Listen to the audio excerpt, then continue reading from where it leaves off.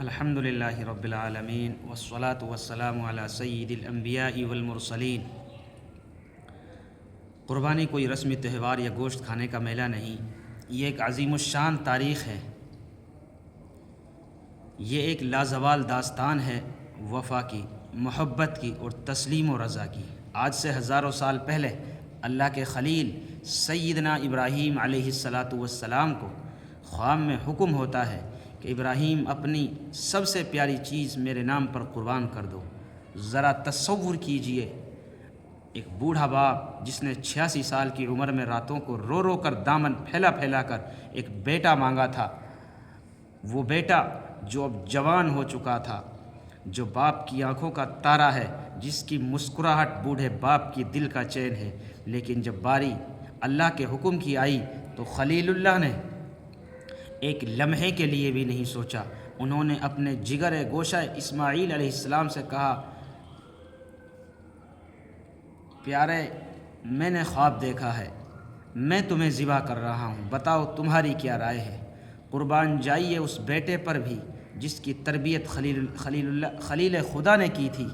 بیٹے نے جواب دیا، یا ابت افعل ما تؤمر ستجدنی انشاء اللہ من الصابرین۔ اے ابا جان، آپ کو جو حکم دیا گیا ہے وہ کر گزریے، انشاءاللہ آپ مجھے صبر کرنے والوں میں پائیں گے۔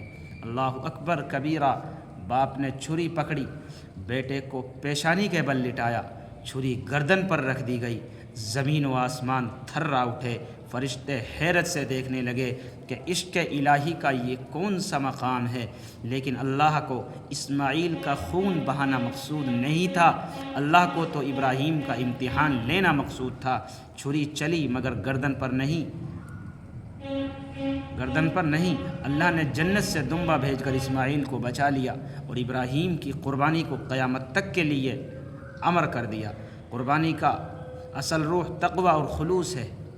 ہم ہر سال جانور خریدتے ہیں، مہنگے سے مہنگا جانور لاتے ہیں، فخر کرتے ہیں، لیکن یاد رکھیے اللہ رب العزت کو نہ تو تمہارے جانوروں کی قیمت سے غرض ہے، نہ ان کے گوشت سے اور نہ ان کے خون سے۔ اگر ہماری قربانی میں دکھاوا ہے تو وہ مردود ہے، اگر اس میں نام و نمود ہے کہ لوگ کہیں گے فلاں بندے نے اتنے لاکھ کا بیل لیا، تو وہ قربانی اللہ کے ہاں قبول نہیں ہو سکتی۔ قربانی کا اصل پیغام یہ ہے کہ جیسے ہم اس جانور کے گلے پر چھری پھیر رہے ہیں، بالکل اسی طرح ہمیں اپنے اندر چھپے ہوئے نفس امارہ، اپنی انا، اپنے تکبر، اپنے حسد اور اللہ کی نافرمانیوں پر چھری پھیرنی ہوگی۔ ہمیں اپنے دلوں کو پاک کرنا ہوگا۔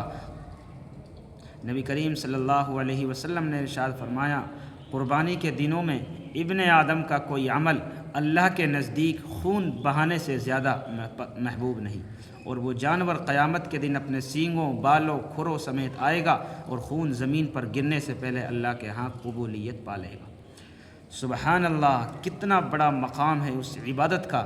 لیکن اس کے ساتھ ساتھ ہمیں اس بات کا بھی خیال رکھنا چاہیے کہ اس قربانی کا ایک معاشرتی پہلو بھی ہے۔ ہمارے آس پاس، ہمارے محلوں میں، ہماری برادری میں بہت سے ایسے غریب اور سفید پوش لوگ ہیں جو مہنگائی کے اس دور میں سال بھر گوشت نہیں کھا سکتے۔ قربانی کا مقصد یہ ہے کہ ہم اپنے غریب بھائیوں کو اپنی خوشیوں میں شامل کریں۔ گوشت کے 3 حصے کیجیے، ایک اپنے لیے، ایک رشتہ داروں کے لیے اور ایک غریب اور مسکینوں کے لیے۔ ایسا نہ ہو کہ ہمارا فریزر تو بھر جائے لیکن ہمارے پڑوسی کا چولہا تک نہ جلے۔ اگر ایسا ہوا تو ہم نے قربانی کی روح کو نہیں پایا۔ آئیے اس مبارک محفل میں یہ عہد کریں کہ ہم جو بھی قربانی کریں گے وہ صرف اور صرف اللہ کی رضا کے لیے ہوگی، اس میں کوئی دکھاوا نہیں ہوگا۔ صفائی ستھرائی کا مکمل خیال رکھیں گے تاکہ ہمارے کسی بھی بھائی کو تکلیف نہ ہو، اور اپنے غریب بہن بھائی کا پورا حق ادا کریں۔ اللہ تعالیٰ سے دعا ہے کہ وہ ہمیں سیدنا ابراہیم علیہ السلام جیسا جذبہ اطاعت اور سیدنا اسماعیل جیسا جذبہ تسلیم و رضا عطا فرمائیں۔ ہماری قربانیوں کو، ہماری عبادتوں کو اپنی بارگاہ میں قبول فرمائیں۔ آمین۔ وآخر دعوانا ان الحمد للہ رب العالمین۔